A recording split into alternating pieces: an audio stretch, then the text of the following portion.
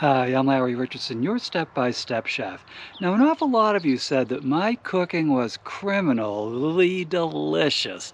Well, it must have been, because I ended up here at Convict Lake in California. It's just south of Mammoth and also Yosemite, and it's absolutely beautiful out here. So as part of cooking and camping with the Step-by-Step Chef, of course, we're going to make some stir-fry, because we're out in nature and it's absolutely beautiful. We got to eat some vegetables so we can do some hiking tomorrow. So what we are going to make is a very simple fresh vegetable and chicken stir fry. So come on, let's cook. So here are the ingredients for our Convict Lake stir fry. We're going to use 3/4 of a pound of boneless, skinless chicken breast. We're going to use a 1/4 cup of chopped pepper. It can be red, orange, yellow, green, you name it, it's up to you. 1 celery stalk, 1 zucchini. We're going to use half of this onion. We're going to use about 1 inch of this ginger. I have a serrano pepper that's optional if you like it hot like I do. Make sure to throw that in. Jalapeno will do too. We're also going to use a teaspoon or 2 of sugar. We're going to use a teaspoon of sesame oil, a tablespoon or 2 to taste of soy sauce, half of this can of chicken broth, which comes out to about 7 ounces, so just figure about a cup of chicken broth. We're going to use a tablespoon of cornstarch to thicken up the sauce, and about 2 tablespoons of vegetable oil to saute everything and also to brown the chicken. And I have this pre-made rice, and the reason I'm using pre-made rice is when you're camping, you don't want to use up all of your propane preparing rice. So I have that prepared rice that I'm going to use. So let me show you how to put all this together. So as usual with cooking and camping with the Step-by-Step Chef, I am working around a picnic table and a tripod, so it's a little bit of a challenge, but I know we can get it done. I think I've gotten it done by the time I'm doing this episode probably 30 to 40 times. I love cooking out here. It's so much fun to be outside the kitchen. So the first thing we're going to do is just lengthwise cut our celery stalk into thirds. You don't want big chunks of celery in this. Or maybe you do. I mean, if you want big chunks, you don't have to do this. But I like everything bite-sized, especially when I'm camping. I don't want to have to sit and cut just to eat my dinner. And this is a dinner that has everything that you need to power through a day of hiking and, you know, maybe swimming, maybe a little kayaking. I don't know what you're doing out here. But this will have a lot of good vegetables in it, which a lot of the times when people are camping, they're skipping the veggies and they end up not feeling all that great. So this will help you to power through and feel good during your camping adventure. The next thing we'll do is our 1/4 cup of pepper. And all these vegetables have been rinsed off. Even though we're camping, we still have to practice safe food handling. The last thing I want to do is get sick when I'm on the road or out camping. I want to really enjoy my time. So you got to keep your hands clean and your utensils, your cutting board, keep everything nice and clean. So you saw, if you're using a pepper, make sure that you take the core and seeds out. And then we're just basically mincing to dicing it. The squares, it doesn't have to be too exact. And I'm also, I don't know if you noticed, I'm using a lot of hearty vegetables, ones that can be transported in my cooler without getting too beat up, you know, over the course of 4 days to a week. So when you're out camping, try to think about that. Don't buy stuff that's going to spoil while you're on the road. And now I'm just going to take half of this onion. And when I'm at home and I'm making stir fries, as all of you have binge watched Cooking with a Step-by-Step Chef know, I'll usually use like bean sprouts and green onion and all that, but they don't really travel that well. So I'm skipping those, going with the heartier vegetables so that you can eat from this for a couple of days. And of course, you got to keep it cool in your cooler. Don't put it on your dashboard and then keep on eating stir fry. But this'll get a couple of dinners for me. These onions are getting really hard to peel for some reason. But I'm taking the skin off the onion eventually. I don't know what's going on with this. I don't know whether the onions are getting harder to peel or I'm just losing my touch. But, oh, there we go. I think driving a lot and hiking a lot is making it very difficult to peel onions. And that might be a study they should actually do that study at Stanford, since I'm in California, and try to figure out. So now I'm just taking the onion and I'm just cutting it into these strips. And then I'm going to cut these strips in half because I don't want huge pieces of onion. Like I said, I kind of shoot for the bite size when I'm making these dishes. And stir fry is definitely one where I don't want to have to sit there and cut onions. It's supposed to be really edible directly from your fork. So just kind of chop them up a little bit, get them to a smaller size, nice fork size. And because we're out here in the wild, I'm just going to scoop this right into my pan. I'm not going to worry as much about preheating because I can preheat it slowly. And I also like that this is pretty much a one-pan dinner. There we go. I don't think I have any escapees. I guess I shouldn't say that at Convict Lake.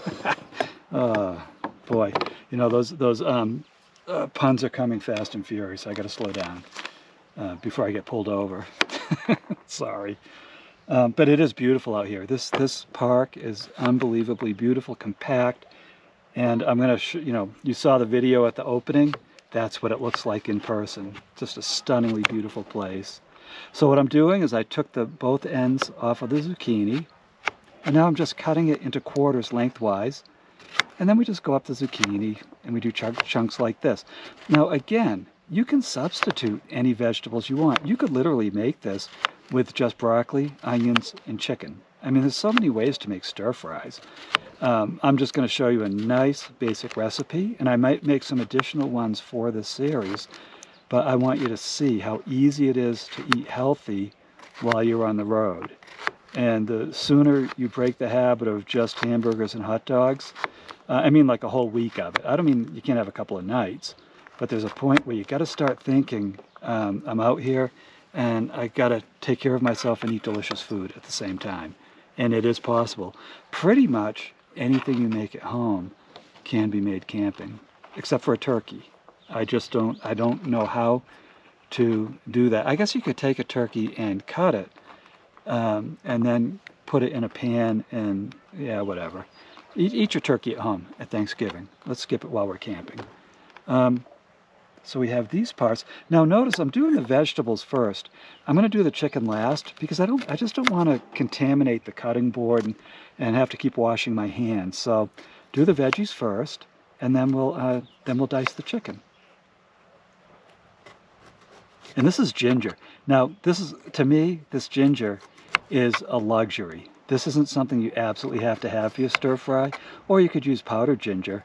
But they had fresh ginger at the store, and I was like, oh, I can't wait to have that. I've been on the road for over a month at this point, living out of a tent. So when I see something like ginger and I want it, I buy it. You know, it's not a question of going without stuff while you're cooking, camping, hiking, road tripping. As I'm showing you, you can eat well on the road with these recipes that are really quite easy to make. Really, when you think about it, every one of these recipes that can be made at home or on the road is quite simple. So I'm just mincing up this ginger, and this is really fresh ginger. It's going to have a real potent kick in the stir fry. You can add more of this, you can add less, you can leave it out. I'm not a cook-tator. I want you to make it the way you like it, but this is the way I like it. And I'm starving, quite frankly. I've been driving all day. And I took a 4-hour hike today in Nevada out to the ruins of a Pony Express station. How much fun is that? Well, it's so much fun, I'm hungry. So let's just throw that right in. Add more if you want.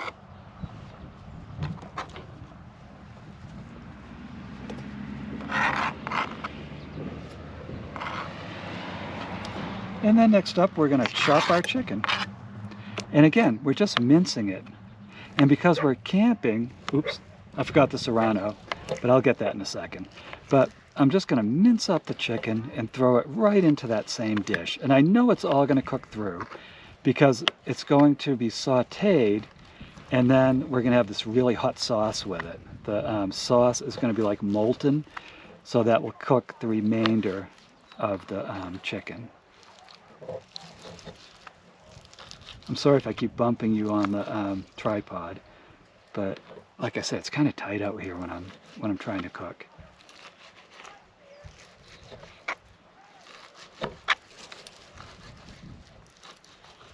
So just give it a good cut. Get those pieces small. You don't want huge pieces. It has two benefits. One is that you don't have to cut the chicken in your stir fry. The second benefit is that it cooks faster. It'll cook through faster. And when we're out camping, often speed is of the essence, because we're busy. We had a busy day. We had a busy day hiking. We're hungry, and we just want to get it done. So I'm just dicing this up. Oops, sorry. Told you. I mean, so arrest me. Oops, sorry. Didn't mean to do another Convict Lake pun. Okay. Yeah, at some point that's got to stop. Probably at the end of this episode. Except I'm doing a couple more episodes out here, so if you like Convict Lake puns, then be sure to tune in to Cooking and Camping with the Step-by-Step Chef, and you'll probably get more than you wanted. Okay.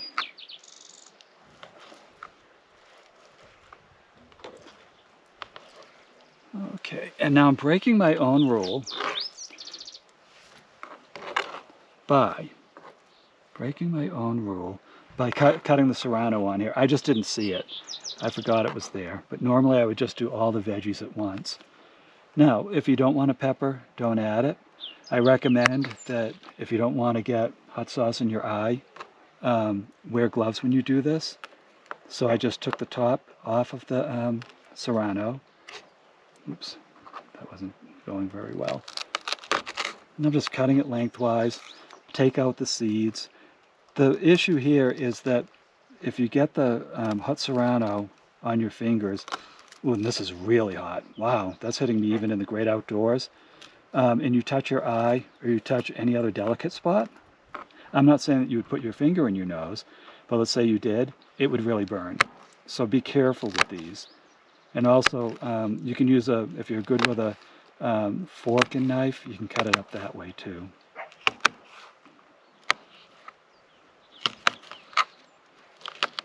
This one's so fresh, it's like fighting back. Wow. Okay, so that's going to add some nice heat to this dish.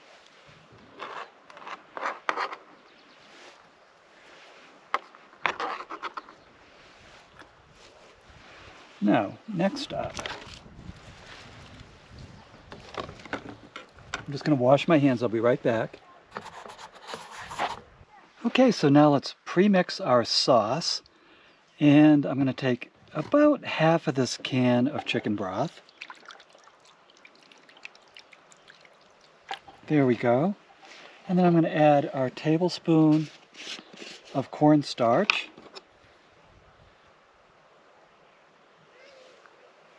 Okay. Our pinch of sugar. That is one teaspoon of sugar. You can add more if you want. It just takes some of the bite out of the other ingredients. And then we're adding our soy sauce.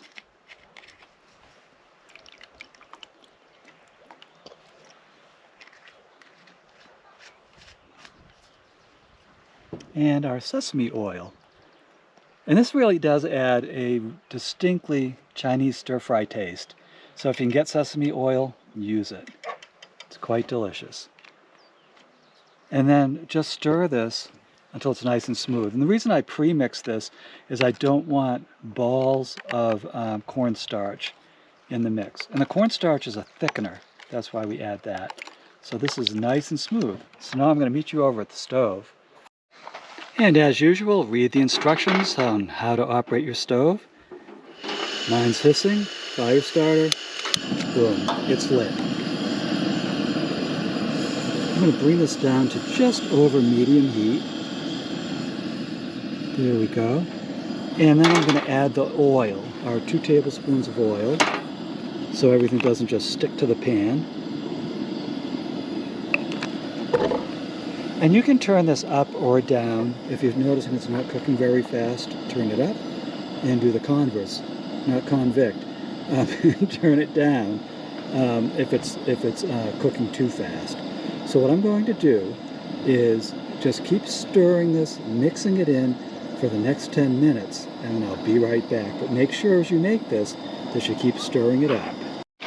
Wow, once the sun went down over the ridge, it got dark fast. So you can see the vegetables are cooking down nicely, the chicken is browning. So I'm going to give this about another 10 minutes, and we should be ready to add that sauce. So I'll be right back. So 10 minutes later, look at that. The chicken is all cooked through. The veggies are finely sauteed, but still crisp. So here comes our sauce. We'll just stir that in, get it to thicken up, and we'll have a tasty stir fry. That'll take about 5 minutes. In the meantime, I'm going to warm up this rice, and then we'll be ready to eat some dinner.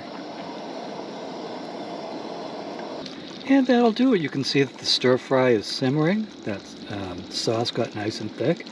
The rice is nice and hot, and guess who's ready to eat? So congratulations, look at what you just made. You just made this delicious and nutritious stir fry all by yourself out at a campsite. I mean, at this point, anything's possible. So if you like this recipe, please check my website, StepByStepChef.com. There you will find over 175 delicious printable recipes, just like this, accompanied by a step-by-step video. Most of them aren't as dramatically lit as this, or maybe it's a little sinister. Okay, just kidding. I don't mean to scare you about Convict Lake. It's really, really beautiful out here. So anyways, this is my dinner. The other thing you will find on my website, because we're doing camping and cooking with the Step-by-Step Chef, is you will find step-by-step videos on how to camp, which I think will truly enhance your life. It'll totally change it. It'll jailbreak you. You'll be out in nature, absolutely enjoying yourself. So I'm Larry Richardson. I am your Step-by-Step Chef, and I'll see you in the next episode. You gotta try this.